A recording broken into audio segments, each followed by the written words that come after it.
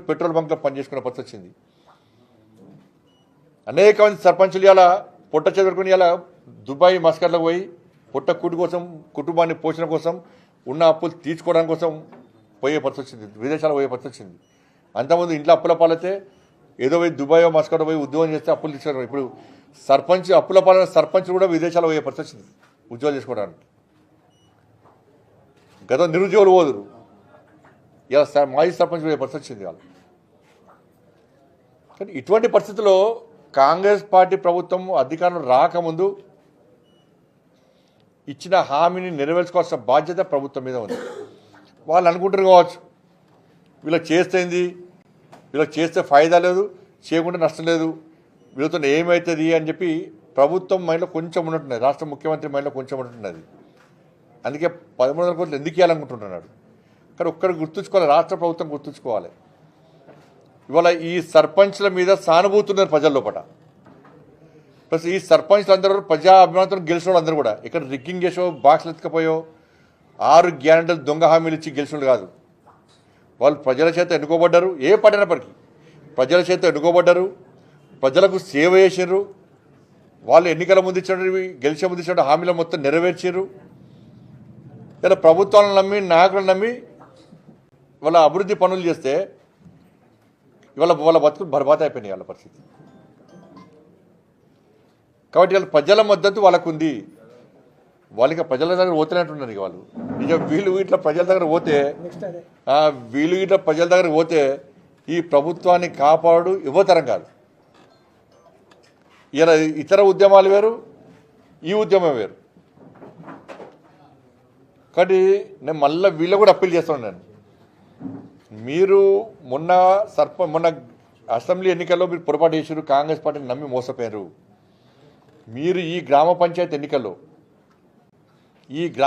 ఎన్నికల్లో మీరు కాంగ్రెస్ పార్టీకి గుణపాఠం చెప్పడానికి మీరు జెండాలు పక్కకు పెట్టి ఒకటే ఎజెండా, కాంగ్రెస్ పార్టీని ఓడగొట్టడమే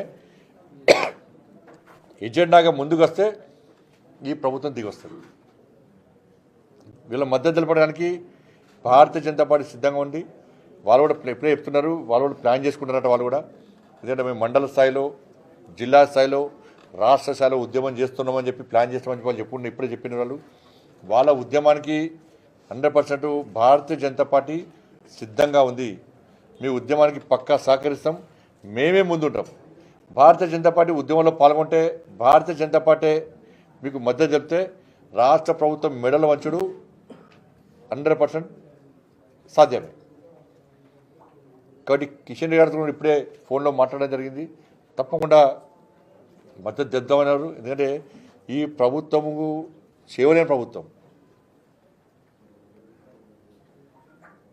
ఇవాళ 8% 14%, 8% పెరిగింది మధ్య, 14% కమిషన్ మీద బతుకుతున్న ప్రభుత్వం ఇది. బిల్లు వీళ్ళకి అదే చెప్పినా మీ మాజీ సర్పంచ్ అందరూ కూడా ఎంతంటే 1300 కోట్లు అంటే 14% కమిషన్స్కి పోయి కాంగ్రెస్ పార్టీ ఇద్దరు ముగ్గురు ముఖ్య నాయకులు ఉన్నారు. ఈ బిల్లు పేమెంట్ చేయడానికి కాంగ్రెస్ పార్టీ ఒక ముగ్గురు పెట్టుకున్నది, ముగ్గురు సీనియర్ మంత్రులు పెట్టుకున్నారు. చెప్తే వాళ్ళ పేరు కూడా ఎత్తులో బయట పెడతాం. వాళ్ళ పేరు కూడా మొత్తం వాళ్ళ మీద రిపోర్ట్ మొత్తం తయారు చేస్తున్నాం. మేము కూడా ఈ ముగ్గురు మంత్రుల రిపోర్ట్ మొత్తం తయారు చేస్తున్నాం, రిపోర్ట్ తెప్పిస్తున్నాం. ఆ మంత్రుల బండారం కూడా పక్కా బయట పెడుతున్నాం. 18% నుంచి 14% పోయింది. 14% కమిషన్స్ వంటి వ్యక్తులకు మాత్రమే బిల్ పేమెంట్ జరుగుతున్నది. సచివాలయము, మంత్రుల ఆఫీసులు, పేషీలు అన్ని అడ్డగా మారినాయి. వాళ్ళ బ్రోకర్లను పట్టుకొని 14% ఎవరైతే కమిషన్ ఇస్తారో వాళ్ళకి అందరు బిల్ పేమెంట్స్ అవుతున్నాయి. వీళ్ళు ఏం చేస్తారు, ఈ పైసలు తీసుకుపోయి ఢిల్లీలో పైసలు ఇవ్వాలి. ఢిల్లీ అధినాయకత్వానికి నెల పోయి కప్పం కట్టుకొని రావాలి. ఇక్కడ కమిషన్ దొబ్బుతున్నారు, పర్సెంటేజ్ తీసుకుంటున్నారు, ఢిల్లీలో పైసలు కట్టేస్తున్నారు, వాళ్ళ కుర్చీలను కాపాడుకునే ప్రయత్నం చేస్తున్నారు. వీళ్ళు కాపాడబడే గక్కనే అబ్బో అది లేకుంటే ఇన్ని రోజులు ముఖ్యమంత్రి కుర్చీ కోసం ఆగుతారు. వీళ్ళు గుంజుకోరు. ఇక్కడ ముఖ్యమంత్రి కూర్చుంటే పక్కల దృష్టి మొత్తం కుర్చీ మీదే ఉంటుంది. వాళ్ళకి ఎప్పుడు గుంజుతారో అని చూస్తారు వాళ్ళు. ఏ మంత్రి అయినా కూడా అందరు మంత్రులకు ముఖ్యమంత్రి కావాలన్నది. అలా కాంగ్రెస్ పార్టీలో అందరు మంత్రులకు 50% మంత్రులకు ముఖ్యమంత్రి కావాలి ఉన్నది. ఎప్పుడు దొరుకుతారు గుంజాలు చూస్తారు వాళ్ళు కూడా. ఇవాళ ఏ ఒక్క వర్గం కూడా సంతోషంగా లేదు. ఇవాళ ఫీజు రియంబర్స్మెంట్ 7,000 కోట్ల రూపాయల బకాయిలు ఇవ్వాల్సి ఉంటే ఇంతవరకు ఇస్తలేరు. ప్రతి రాజకీయ నాయకుడి దగ్గరికి రోజు 2-3 స్టూడెంట్స్ వస్తున్నారు. సార్ ఫీజు రియంబర్స్మెంట్ ఇస్తలేరట, మమ్మల్ని ఫీజు అడుగుతున్నారు, మా చదువు అయిపోయింది, మా సర్టిఫికేట్ ఇస్తలేరు, మేము ఎట్లా బతకాలి అంటున్నారు. యాజమాన్యాలు కూడా పోయి రాజకీయ నాయకులను కలుస్తున్నారు. మా స్కూళ్ళను మా విద్యా సంస్థలు నడిపే పరిస్థితి లేదు, కరెంటు బిల్లు కట్టలేని పరిస్థితి ఉన్నది, జీతాలు ఇవ్వలేని పరిస్థితి ఉన్నది, మేము విద్యా సంస్థలు ఎట్లా నడపాలని చెప్పి వాళ్ళు మొత్తుకుంటున్నారు. వాళ్ళు ఫీజు రియంబర్స్మెంట్ కూడా ఇచ్చే పరిస్థితి లేదు. ఆరోగ్యశ్రీ పైసలు లేకుంటే ఆరోగ్య సెంటర్ని మెడబెట్టి బయటకు వస్తారు హాస్పిటల్ అలా. అరే ఎమర్జెన్సీ ఇవన్నీ కూడా. ఇటువంటి పరిస్థితుల్లో ఇవాళ తెలంగాణ రాష్ట్రంలో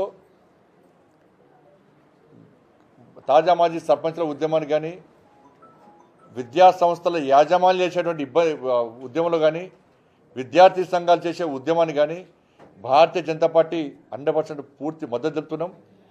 ఈ 14% సర్కారుకు గుణపాఠం చెప్పాల్సిందే. కమిషన్లకు కక్కుర్తిపడి కుర్చీలు కాపాడుకున్నటువంటి ఈ ప్రభుత్వాన్ని తన గుణపాఠం చెప్పాల్సిందే. కాబట్టి ఇప్పటికైనా ప్రభుత్వం దిగి రావాలి. లేకుంటే స్థానిక సంస్థల ఎన్నికల్లో మళ్ళీ అప్పీల్ చేస్తున్నారు. స్థానిక సంస్థల ఎన్నికల్లో మీరు కాంగ్రెస్ పార్టీకి గుణపాఠం చెప్పండి, కాంగ్రెస్ పార్టీ బుద్ధచేదంగా చేయండి. ఇలా ప్రభుత్వం ఎందుకు దిగిరాదో చూద్దాం ఇవాళ. కాబట్టి పక్కా మద్దతు తెలుపుతామని చెప్పి మేము అప్పీల్ వాళ్ళకు తెలియజేస్తున్నాం.